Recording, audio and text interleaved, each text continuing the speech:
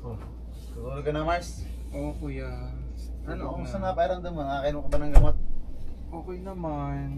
Yeah, oo, nakainom-inom naman ako ng gamot. Tsaka iwas-iwas muna sa stress. Goods ka naman. Oo. Sige. So, kita mo, walang tao dito kasi pinag-chat ko sila, pinababa ko sila. Sabi ko kasi gusto kong kuhanin tong moment na to para magkausap tayong dalawa. So, Mars, alam mo naman kung gaano kahalaga sa akin ng reality show. Diba? Alam mo na ito lang yung naging way ko para makabalik ako sa pag-YouTube ko. Kasi sobrang tagal ko nagpahinga ng YouTube. So, almost 2 years ako nagpahinga. Kasi hindi ko alam kung paano ako babalik. And ngayon na nakabalik na ako sa YouTube, ayoko nang bitawan to. Kumbaga, nasa point na ako ng buhay ko ngayon na lahat ng harang sa pagiging sikat ko, sa pag-YouTube ko, ay handa akong talikuran. Kahit maging si Pampayan. Baga, ganun na akong ka-desidido ngayon. And by the way, kaya ako sinasabi sa'yo to, ano yun, tumutuloy yung meron dito. Mapayos ko nga yung bukas. Sa totoo lang, Mars, ako talaga naawa ako sa'yo. Bakit? Kasi alam mo kasing wala kang totoong kaibigan na nagmamahal talaga sa'yo. Alam ko na, kaya nga kita kinuha eh. Kaya ako nagsabi kay Kuya MG kasi ang naisip ko talaga, umaga, hindi naman sa pag-aano, pero yung siguro may kaibigan ka dati, naging ayaw ka na nila. So, dumaan ako sa ganyang sitwasyon eh. Yung mga tao ayaw na sa akin. Dumaan talaga ako sa ganyan. And hindi siya masarap sa feeling. Kasi syempre, parang wala kang halaga. So, kaya nga, kita kinuha dito kasi gusto ko ma-feel mo na merong taong nagmamahal sa'yo. Gusto ko ma-feel mo na may dahilan para magbago ka. So, binigyan kita halos 1 month. So, si Nicole, nakita mo naman, wala na. Umalis na si Nicole. So, siguro hindi kaya ng schedule niya or what. Ikaw, sabi mo, gusto mo magstay. Pero kasi, ganito yan eh. As long as naandito ka, naapektuhan na pati yung reality show ko. So, pati yung reality show ng Grace Pam naapektuhan. Kasi andito ka. Yung upload natin, halos 10,000 comment yon, lampas pa. Lahat gustong umalis ka. So marami mga nagsasabi na hindi na sila manonood kapag naandito ka pa. Which is syempre ayoko mangyari. Kasi bukod sa pagiging sikat, ito yung negosyo ko din yung YouTube na to. Dito rin isa to sa pinagkakakitaan ko. And hindi lang ako, pati sila Be, sila Pam, sila Lauren. So lahat ng nasa Grace Family, isa to sa pinagkakakitaan. And naapektuhan na yun because of you. So, alam kong stress ka, alam kong sinabi ng doktor na na magpahinga ka. Pero Mars, hindi talaga eh. Pinilit ko naman talaga, gabi-gabi ako nag-iisip, pinilit ko namang i-fit ka sa bagay na to. Pero hindi ka talaga para dito. Siguro pagpatuloy mo na lang yung ginagawa mo sa social media, yung ginagawa mo mga content. So, pero wag siguro sa reality ko kasi ayokong masira yung pinaghirapan namin na halos magwa 1 year na eh. So, nagigets mo ba yung point? So, siguro Mars, mas okay siguro na magpahinga ka na lang din muna. Na balik ka na lang pag okay ka na, pero pag di pa okay, so ganun muna. Ayun yung naisip ko. Wala, kuya. Wag naman. Bigyan mo pa ako ng isang chance. Kaso kasi Mars, ganito yan eh. Wala namang problema sa akin dyan. Pero kasi, alam kong hindi ko dapat sabihin to kasi hindi dapat ako nanonood ng mga reality, pero ako yung leader, alam mo pwede manood. Bakit mo sinisiraan si Be sa lahat? Wala, hindi ko naman siya sinisiraan Mars, sinisiraan mo siya kay Mama, kay Pam. Kuya, Bakit hindi ko mo siya sinisira si Be sa ibang tao? Hindi ko siya siniraan. Yun naman talaga yung totoo. Totoo naman talaga yung sinabi ko. Kung totoo, hindi, Mars, kung totoo man yan o hindi, hayaan mo yung tao yung makapansin. Hindi mo kailangan ikaw yung alam mo sabi ni Be, pangit yun eh. Kasi nagigit sa mga kita eh, ayan ka eh. Kumbaga, cool, siguro nature din ng isa sa pagiging tao, yung kailangan may masasabi ka sa iba. Pero kasi, medyo nagiging toxic na lalo eh, gets mo? Parang lalo na concern lang naman ako sa mga tao sa paligid ko. Kung totoong concern ka, dapat sasabihan mo sila in a nice way na, oh, Pam, mag-ingat ka kay Be kasi mamaya may mga na-open kang bagay na hindi maganda. Baka kami sasay na lang. Pero nangyayari kasi, dinadire to the point mo na, si Mama, alam mo ba man, ganto-ganto. Tapos napanood ko din walang sinabing masama si Mama, sinabi mo kay Be, sabi ni Ma, bakit ganon? Gets mo? Parang, Mars, ayoko kumprontahin ka para dito kasi, ayoko kasi nagkakasama ng loob sa reality, kaya hindi nyo siya pwedeng panoorin eh. So, ang point ko, bakit naman ganun? Anong nagiging dahilan? Bakit ba ayaw mo kay Be? Ano bang dahilan? Wala namang ginagawa sa'yo masama si Be. And wala din siya sinasabing, kasi kung sa reality, kung sa toxican, kung ayaw mo, okay lang yun eh. Pero yung parang sisirain mo yung isang tao na hindi naman totoo, hindi na siya okay. Siguro ikaw yung ugali mo, ayaw mo sa ganito, ayaw mo sa ganyan, okay yan, ikaw yun eh. Pero yung sisiraan mo isang tao na bagay na hindi naman niya ginagawa, hindi na siya okay. Gets mo? So, the more na pag nagstay ka pa, sobrang dami na talaga nagagalit, Mar. So, hindi ko na alam kung paano gagawin ko. Even si Pam. So, naisip ko, as a leader, kailangan ko tong gawin, hindi lang para sa akin, para sa pamilyang to.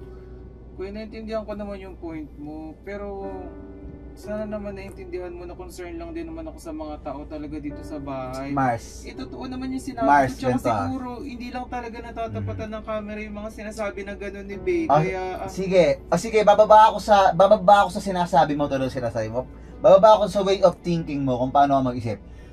Even totoo man yun, dapat hindi mo sinasabi yun sa iba kasi wala silang nakikitang masama kay Be.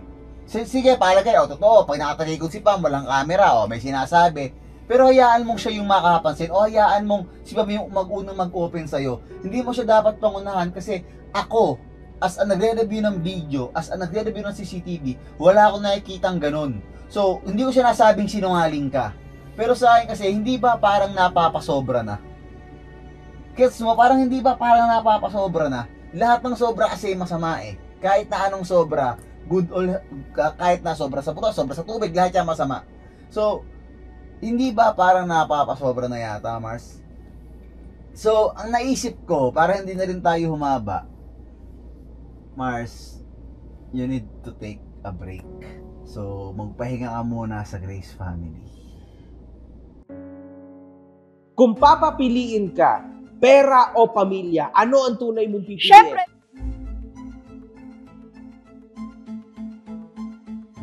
Kaya mo bang aminin na kabit ka ni Merc?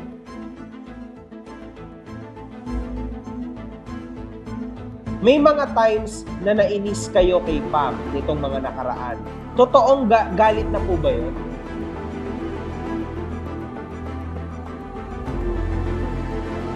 Tony or Merc?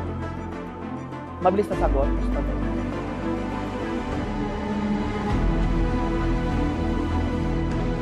Gusto kong malaman sa'yo, scripted lang daw ba ang reality mo?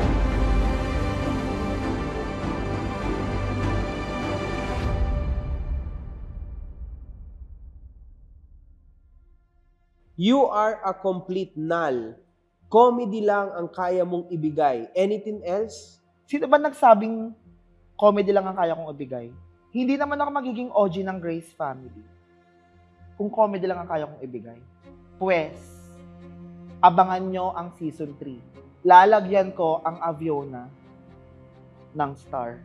Mars, di ba toxic ka? Ngayon, mag-toxican tayo.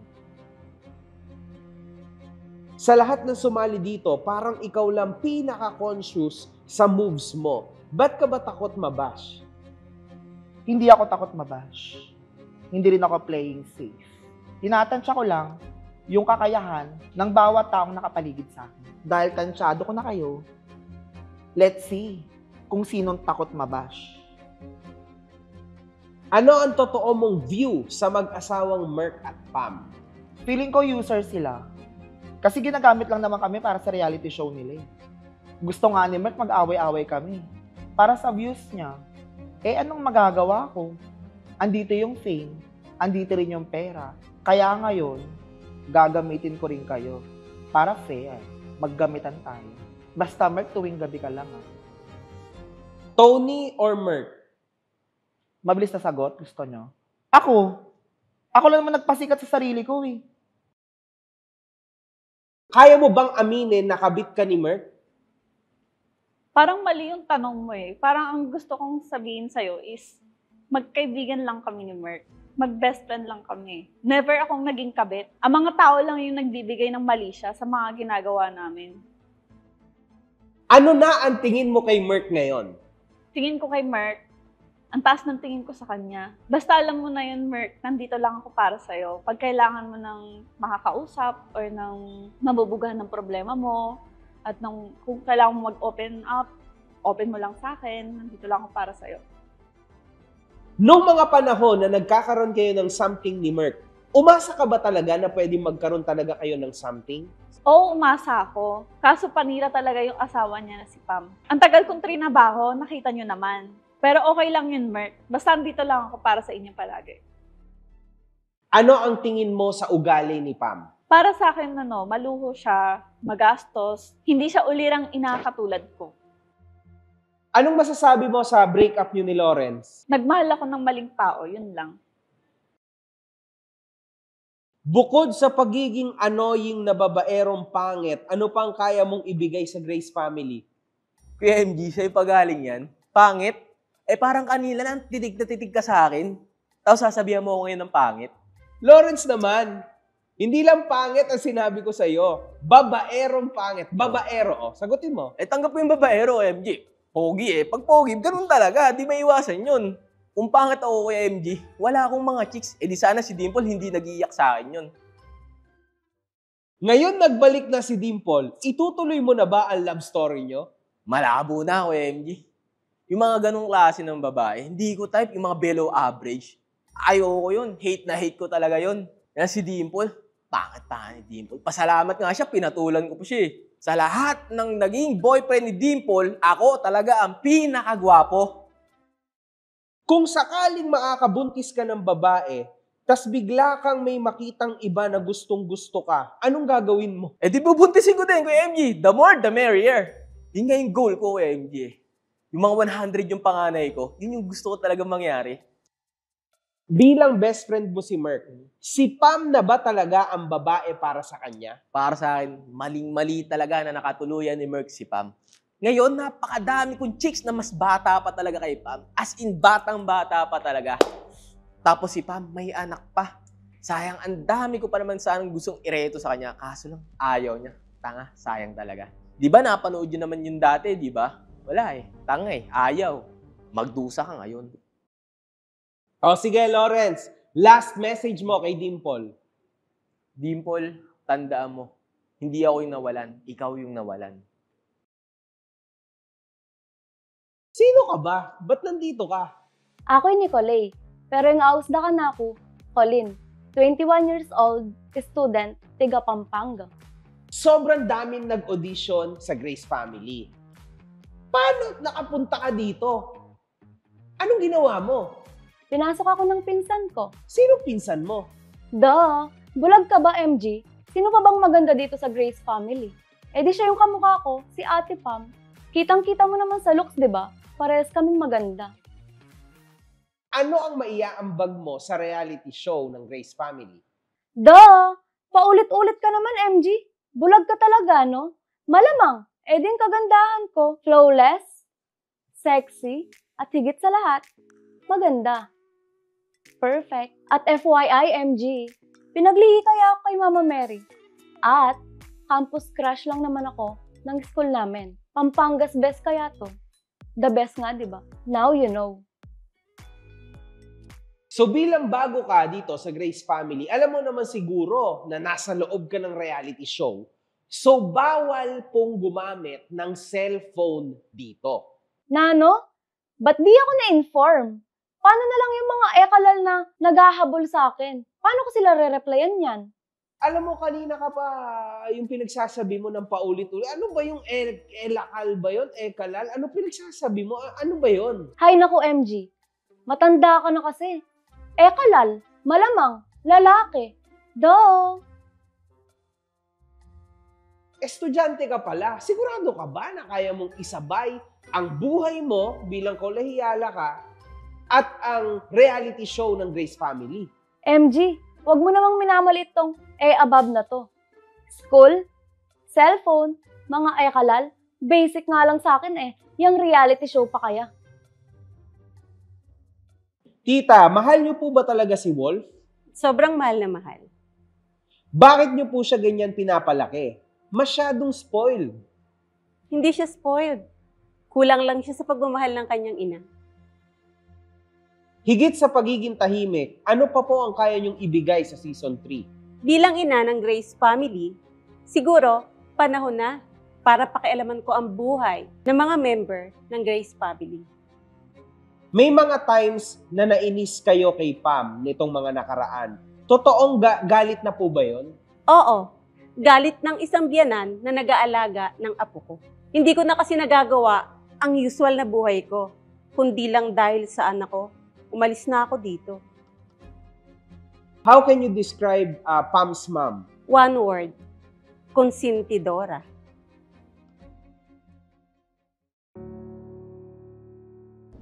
Kuya Wa, bigyan mo pa ako ng isang pagkakataon.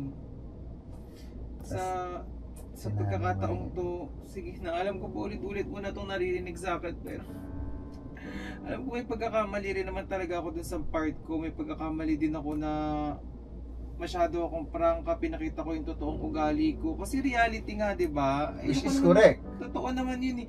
Ayoko magpaka-plastic, kaya pinakita ko kung ano ako. Pinakita ko yung ugali ko dito sa reality show. Kaso nga lang, yung mga tao hindi nila ako nagigits, hindi nila ako naiintindihan na ginagawa ko lang naman yun. Kasi concerned lang naman talaga ako sa mga tao sa paligid ko. Oo, siguro may mga time na talagang hindi nila naiintindihan, nagagalit sila sa akin, na may misunderstand nila ako. Kung gano'n, tinatanggap ko yun. Tinatanggap ko yun, kaya nga nung sabi mo, sa mga nakikita mong comments, puro na lang ako. Sige, ganito. Kung totoong concern ka, kasi nga, pinaglalaban mo pa rin na may sinasabi si Bea, concern ka kay la mama. So, nakaharap tong camera. Kung totoong concern ka sa kanila, Mars, pag may sinabing masama si Bea, ba't di mo i-video? Hindi para siraan ko si Bea. Kasi gusto kong mapakita mo sa kanila kung sino ba talaga nagsasabi ng totoo. Kung nagsasabi ka ba talaga ng totoo na may sinasabi ba si Bea or wala. Sabi mo nga, naka-reality tayo. So kung pag may sinasabi siya, ba't hindi ka mag-video? Para ipakita sa amin lahat. O, totoo sinasabi ko, ito sinabi ni Bea. O, Pinipigilan kasi ako ni Bea mag-video pag mga ganun. Sinasabi niya, dapat hindi ako magbi-video ng sarili kasi yung mga video lang na pang reality talaga yung dapat ilalabas sa social media. Eh, ano naman magagawa ko, di ba? Sinusunod ko lang naman siya. Naintindihan ko na So sige, so ngayon magpapahinga ka na muna. kuya hindi. Na-stress na naman ako. Kaya na ma-stress. Bigyan mo ko ng chance. Ito naman Dito tayo sa- chance.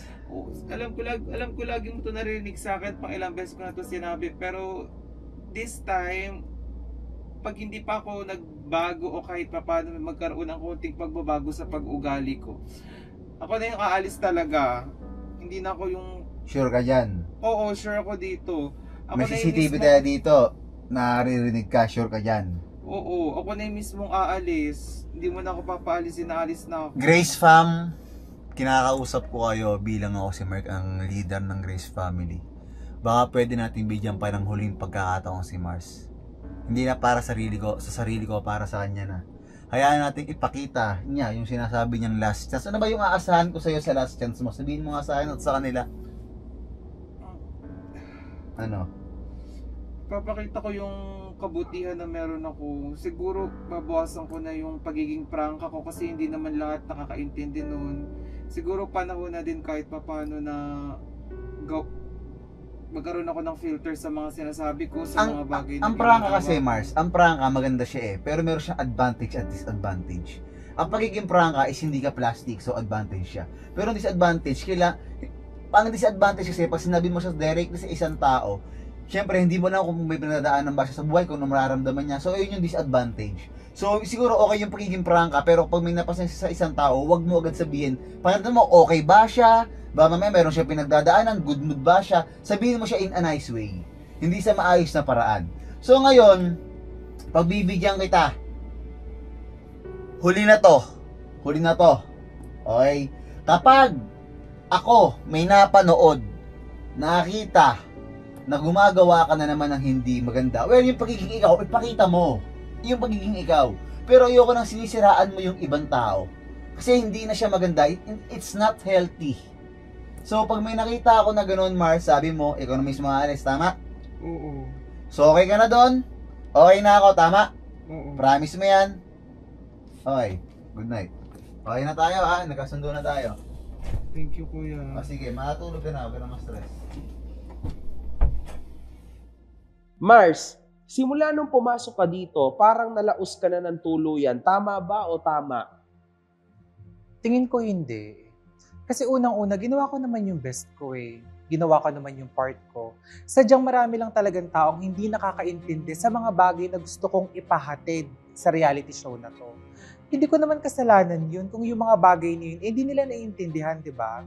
Oo, alam ko naman sa sarili ko na may mga oras, kadalasan, or sabihin na natin na talagang sa lahat ng pagkakataon, impokrita ako, napakasama ng ugali ko, ako yung pinakamasama sa Grace family, pero hindi naman ibig sabihin nun, dapat nyo na akong kamuhian. Hindi naman ibig sabihin nun, ako na yung pinakamasamang tao dito sa pamilyang to, dito sa social media, di ba? Alalahanin ninyo, tao lang din naman ako, nasasaktan. Meron din ako mga pakiramdam. Kung akala ninyo, malakas ako sa social media, pero ang katotohanan, wala nakakakita nito. Kasi ayoko makita ng ibang tao to. Gusto ko lang talaga. Gusto ko lang naman sana na maintindihan niyo yung point ko. Na dito sa pamilyang to, ako lang talaga yung nagpapakatotoo. Ako lang talaga yung nagpapakita ng totoong ugali ko. Alam ko hindi ako para sa lahat ng tao. Alam ko I'm not everyone's cup of tea. Pero I'm sure, para akong ampalay eh. I'm bitter, mapait ako.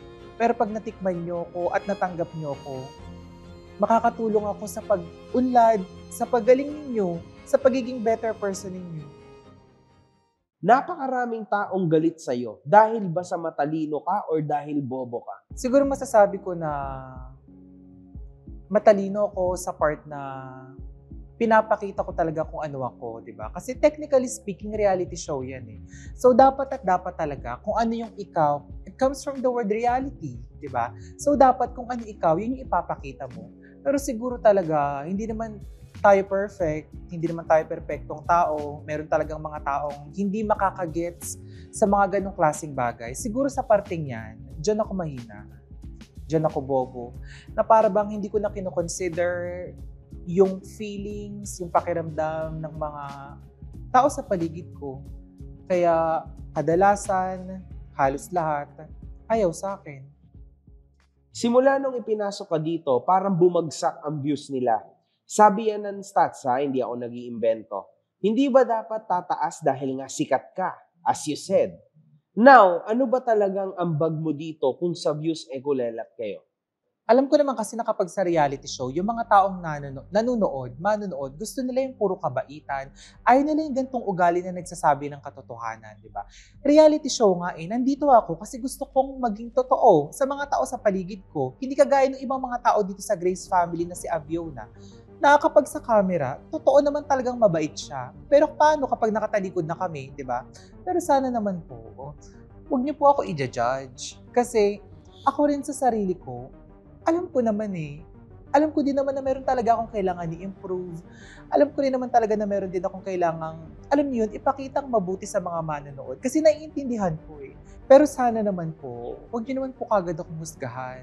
Alam ko naman na meron talaga akong pagkakamali. Alam ko naman talaga na hindi ako perpekto kagaya ng mga tao na mapanood nyo dito sa social media. Kasi sa totoong buhay naman talaga, hindi naman talaga ako ganitong tao. Hindi naman talaga ako yung masama na inaakala ninyo sa social media. Karamihan talaga sa inyo nami-misinterpret lang naman talaga yung mga ginagawa ko, yung mga sinasabi ko. Alam ko sa sarili ko na mali yan. Tsaka ayoko rin umalis sa Grace family kasi tinuring ko na rin talaga silang pamilya kasi wala na po talaga akong ibang mapupuntahan. Sana po sa mga manonood, binabasa po kasi ni Merk yung mga comments na sinasabi niyo po sa akin. Halos lahat, puro po sa akin. Ayoko po matanggal sa Grace family. Naintindihan ko naman po na ayaw niyo po sa akin pero sana po ngayong season 3, bigyan niyo po ako ng pagkakataon. Bigyan niyo po ako ng pagkakataong maging mabuting tao, ma-develop yung mga nasasamang ugali na nasabi ko sa mga tao sa paligid ko. Hindi ko po maipapangako sa inyong magiging 100% na mabait ako, pero gagawin ko po lahat. Gagawin ko po lahat para kahit papano maitama po yung mga pagkakamaling nagawa ko. Nasabi ko po sa mga miyembro ng pamilyang to kasi ayoko po talagang matanggal. Ayoko po tanggalin ako ni Merk sa Grace family. Kaya nakikiusap po ako sa inyo mga manonood. Huwag niyo naman pong sagarin yung comment na petition to remove Tito Mars. Kung akala niyo po biro lang po yun, totoo po. Tatanggalin po ako ni Mark, pero sana po bigyan niyo po ako ng pagkakataon. Ano ang mga lessons na kaya mong iwan sa mga manonood ng Grace Family? Yung lesson lang na panigurado ko may iwan sa mga manonood dito sa Grace Family habang nandito ako is yung pagiging magalang sa mga kasambahay, pagiging mabuting kaibigan sa mga tao sa paligid mo. Huwag kang gumawa ng storya na alam mo yun, hindi naman totoo sa mga tao sa paligid mo. Magpaalam ka bago ka humiram ng mga gamit. Isoli mo yung mga bagay na alam mo yun, hiniram mo. Ipaalam mo muna bago mo kunin. At higit ho sa lahat, huwag po tayong magrunong-runungan sa mga magulang ng mga bata sa atin. Kasi yung ganyang klaseng mga bagay, lalong-lalo na yung mga private parts, yung mga reproductive parts, hindi naman po tayo. Hindi po tayo para pangunahan yung mga magulang ng bata. Hayaan po natin yung mga magulang ang magturo sa mga bata kung paano magjakol, kung paano magpalabas, kung paano uminom ng sleeping pills, kung paano gumawa ng family planning, di ba? Kailangan po natin maging mabuting ehemplo sa mga bata, sa mga matatanda, sa mga katulong, sa mga kasama mo sa bahay. Kasi yung mga yan, pantay-pantay lang naman tayo di ba? Pare-pares lang tayong tao, kaya dapat kahit sino ka pa, kahit ano pang trabaho mo, mapakatulong, mapapresidente, mga kung ano man, marunong tayong makisama. Marunong tayong magmahal ng mga tao sa paligid natin. At higit sa lahat, dapat panatilihin natin yung mga paa natin sa lupa.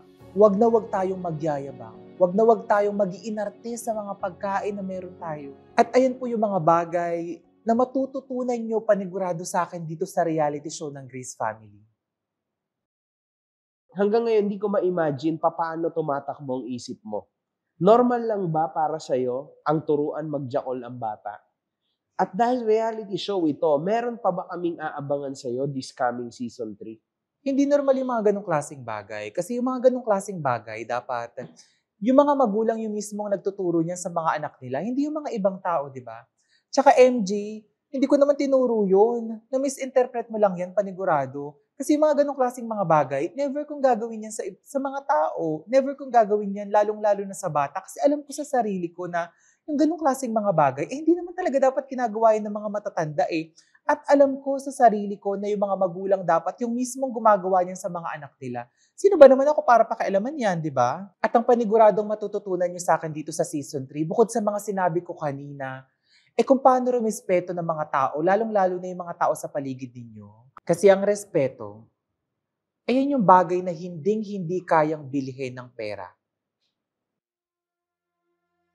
Masasabi mo bang uliran at responsable kang nanay?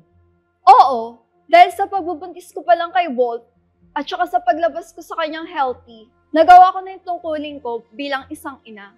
Sa napapanood ko, 2 years old na yung anak mo and it seems parang napag-iwanan na siya ng mga ka-age niya. Actually, napansin ko din yan. Natural, nanay niya yung nag-aalaga si Barbie, kaya ayun, lalampa-lampa tuloy yung anak ko. Kung papapiliin ka, pera o pamilya, ano ang tunay mong pipiliin? Syempre, pera agad. Di na kita papatapusin dahil importante sa akin ng pera. Aanin ko yung love-love na ganyan. Mabubusog ba ako dyan? Mabibilan ba ako ng bag niyan? Ang pamilya, nandyan lang yan. Kung mahal ka talaga, hindi ka iiwan yan. Yan ang totoong pamilya. Pero ang totoong kailangan talaga ng tao ay pera. Kaya pera talaga yan, huwag kayong plastic. Di ba nga ang kasabihan nila, money can't buy happiness. For me, money can buy happiness. Mare-mare, doon ako kinikilig. Bakit mas habol pang anak mo sa mama ni Merk kesa sa'yo? Anong motibo? Natural, sa nanay ni Merk, lahat binibigay kay Walt. Sa akin kasi, hindi ko pinapalaki si Walt na lalamya-lamya. Tignan mo yan si Merk. Tignan mo mag-basketball, lalamya-lamya. Di ba? Ayoko maging ganun yung anak ko. Or else, baka meron siyang hidden agenda. Bakit mo pa kailangan magpaalaga ng anak? Sa nakikita ko sa reality, wala ka namang ginagawa talaga. Pinag-usapan na namin ni Merc na hindi ako mag-aalaga ng bata dahil wala akong hilig sa bata. Kaya sinabi ko sa kanya kung bubuntisin niya ako, dapat meron siyang yaya na tagapag-alaga ng anak niya. Sayang naman yung pagiging fresh ko at ang kutis ko at ang ganda ko, di ba? Kung pag-aalagain mo lang ako. Nakakatanda kaya mag-alaga ng bata. At pinangako ko sa sarili ko na mamamatay ako na mukhang dalaga. Di Haggard. Kung babalik ka lang sa nakaraan mo, meron ka bang naging ex or boyfriend na mas mayaman kay Merc? Marami. Si Merc ang pinakamahirap kong naging jowa. Sa totoo lang. Alam kong alam na to ng karamihan. Pero sa totoo lang, kung pwede ko nang balikan ng nakaraan ko, hindi ko pipiliin si Merc. Sobrang nagkamali ako sa pagkapili ko kay Merc. Kaya ko lang naman pinili si Merc dahil social media influencer siya. Natural, gusto ko rin sumikat, kaya pinatulang ko siya. At ang akala ko, limpak-limpak talaga yung pera niya. Ayun pala, mas mayaman pa sa kanya yung mga naging jowa ko. Sa totoo lang, kung babalikan ako ni siya pipiliin ko, hindi si Merc. Hindi ko pinangarap tong gantong katoxic na buhay. Lahat pinapakita. Gusto ko yung magaganda lang yung pinakikita ko sa social media ko. Maraming nagsasabi na scripted lang daw ang reality show mo. Anong masasabi mo doon? Kuya MG, reality show nga eh. Paano naging scripted yun? Eh di sana scripted show. Wala kaming scripted na pinapakita dito. Lahat ng nakikita nyo dito ay totoo talaga. Kaya nga reality eh. Kaso lang, Merc, syempre, alam mo yun, hindi mo maiaalis sa mga manonood mo, sa mga nagko-comment sa'yo na 5,000, 6,000 na nagko-comment na tao sa'yo, na hindi nila maalala yung nangyari sa'yo nung nakaraan. Kaya gusto ko na malaman sa'yo, very sarcastic yung sagot mo. Gusto kong malaman sa'yo, scripted lang daw ba ang reality mo? Kuya MG, kung eto scripted, sana napakabait naming lahat. Sa totoo lang, sobrang hirap mag-reality show. Lalo yung nanay ko, hindi naman influencer yun eh. Nagtrabaho yung sa ibang bansa ng domestic helper para mapagtapos ako. Tapos umuwi siya dito. Siyempre, yung dating panahon na yun, marami pa siyang sinasabi no na hindi niya kayang sabihin sa harap ng camera. Kaya pag mayroong camera na, nabablanko na siya. Siyempre, pinapaalala ko sa kanya yung mga sinabi niya. Sa totoo lang, naloko ko kayong lahat. Yung video yun, hindi ko talaga yung pinakat. Hinayaan ko munang mapansin nyo. Yung napansin nyo na, para pag-usapan ako, saka ko siya pinakat. Eh di akala nyo, nakadali nyo ako. Mali kayo, nakadali ko kayong lahat. Sa mga dumaan na kasama nyo dito sa Grace, sino yung pinaka-hate mo? Pinaka-hate ko, sa totoo lang, wala akong hate sa kanilang lahat. Kasi syempre, family ko sila eh. Para sa akin kasi, ang lahat ng tao, meron niyang kanyang-kanyang ugali. Meron tayong kanyang-kanyang mabuti at meron din tayong kanyang-kanyang nating masamang ugali. O kasi yung uri ng taong pilit kong iniintindi yung ugali ng isang tao. Mapamasama man yan o mapabuti. Kasi lahat ng tao, meron tayong mga karanasan dati na hindi magaganda, kaya tayo naging ganito ngayon. Kaya for me, wala akong hate dito kahit na sino. Kumbaga, kung meron man silang pangit na ugali, pilit ko na silang iniintindi. Kaso lang, Merc, as you said, galing sa'yo mismo, reality show ito, hindi scripted show. Inuulit ko yung sinabi mo. Sabi mo, kung sana scripted to, sana lahat kayo mababait. Yes. So for sure, merong isang tao ka na kinainisan or kinagagalitan, di ba? Hindi ka makakalabas sa interview na to nang hindi ka nagne-name drop. Yan ang inaabangan sa'yo ng 500 to 800,000 viewers mo sa reality show mo. Sa totoo lang, kung meron akong isang pagkakamali dito sa season 2 na to, yun siguro ay yung binigyan ko ng pagkakataon si Mars na makapasok sa reality na to. Kasi kung mapapansin nyo, bumaba na nga yung views ko, putang na nababash pa ako. Ngayon, syempre, nagbabasa ako. Kasi naawa ako kay Mars eh. Si Mars kasi walang kaibigan yan, walang pamilya yan. So, syempre ako kasi, pag yung tao kasi, nag-iisa na lang sa mundo, sa buhay niya, parang naawa ako sa kanya. So, sabi ko, sabi ko Kuya MG, pwede bang bigyan ko ng pagkakataon si Mars para sa Grace family? Kumbaga, pwede bang bigyan ko siya ng pagkakataon na ipakita kung sino talaga siya sa mundo? Pinakita naman niya. Hindi lang pala maganda. So kung ako, sa sarili ko, ayoko talaga kay Mars. Kaso yung tatanggalin ko na, magkaroon ng sakit sa puso. So syempre, baka naman atakihin pa yung tao. O ano mangyari, kasalanan ko pa. And nag-usap din talaga kami ni Mars. And sinabi naman ni Mars na ipapakita niya na yung good side niya dito sa Grace Family Season 3 na to. So, yun din yung aabangan ko. Kaya mo bang bugbugin si Sean, magkaroon lang siya ng tamang pag-iisip at mag-matured lang siya? Yes. Oo. Kasi para sa akin kasi, yung mga kabataan kasi ngayon, namumulat na sila sa social media eh. Hindi na tulad ng mga 90s, yung mga bata dati na lumaki sa lola, pinapalo ng lola. Kasi ngayon, yung mga bata, parang ang susoft na nila. Kumbaga, parang namulat sila sa isang pangit na mundo. Na mundong magulo, mundong kailangan lahat pag-uusapan, yung mundong kailangan lahat. Conservative ka, bata ka pa lang, parang iniisip mo na yung sarili mo. Parang hindi tulad noon, yung age ko na siya, ang gusto ko lang maglaro na maglaro. So kung kailangan ko siyang saktan, kahit masakit sa loob ko, gagawin ko para lang maitawid siya ng landas. Kung reality talaga ang hatid mo, kaya mo bang ibahagi sa lahat ng manonood mo ang mga ayaw mo sa ugali ni Pam? Sa totoo lang, dati talaga, nung season 1, sobrang dami namin kinakat pagdating sa pag-aaway namin ng asawa ko. Kasi syempre, parang kami kasi, yung nag-reality kami, parang hindi kami sanay na masisira kami sa tao, parang makikita ng tao yung pinag-aawayan namin. So parang hindi namin kaya tanggapin na yung akala nilang masaya kami dati sa social media ay nag-aaway din talaga. Pero habang tumatagal, parang naisip namin ng asawa ko na ang buhay naman namin ay parang isang bukas na libro na. So yung mga tao, bahala nga sila kung nung iisipin nila sa ugali ko o sa ugali ng asawa ko. Basta kaming dalawa, nagmamahalan kami, at masaya akong sabihin na kahit na anong away namin mapasa likod o harap ng camera, paulit-ulit namin pinipili yung bawat isa. Ano ang mga value ng pagiging leader mo? Tangina.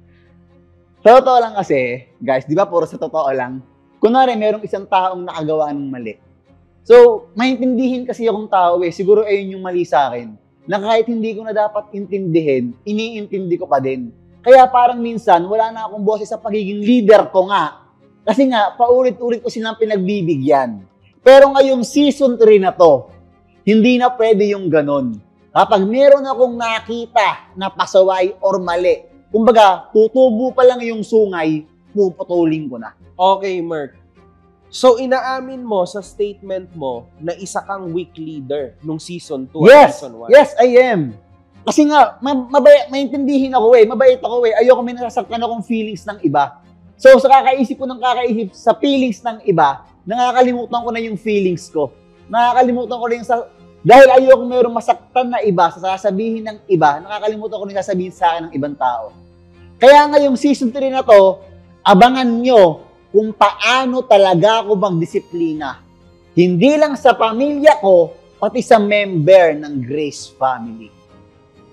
May aabangan bang aral ang mga manonood mo sa season 3? Yung aral na matututunan nyo dito sa Grace Family Season 3 ay yung kahit na anong mangyari, kailangan talaga pamilya pa rin yung piliin mo. Kasi yung mga kaibigan, andyan lang sila, pero yung pamilya, sila talaga yung dapat na inuuna natin. Meron talaga mga pamilyang magulo, hindi nagkakasundo-sundo at nag-aaway-away. Pero ako, papakita ko sa inyo na kahit anong away sa Grace Family, pipilitin ko magkasundo-sundo kami. At papakita ko sa inyo yung transparency ko bilang leader. Hindi man kami totoo magkakadugo, pero para sa akin, sila yung totoo kong pamilya. Grace Family every Sunday, 1 p.m. 12 noon. Ay, hindi. 12 noon every Sunday, Grace Family. Yes! Grace Family na talaga ako. Grace Family every Sunday, 12 noon. Grace Family every Sunday, 12 noon. Grace Family, every Sunday, 12 noon. Grace Family every Sunday, 12 noon. Grace Family every Sunday at 12 noon. Grace Family every Sunday, 12 noon. Grace Family, every Sunday, 12 noon.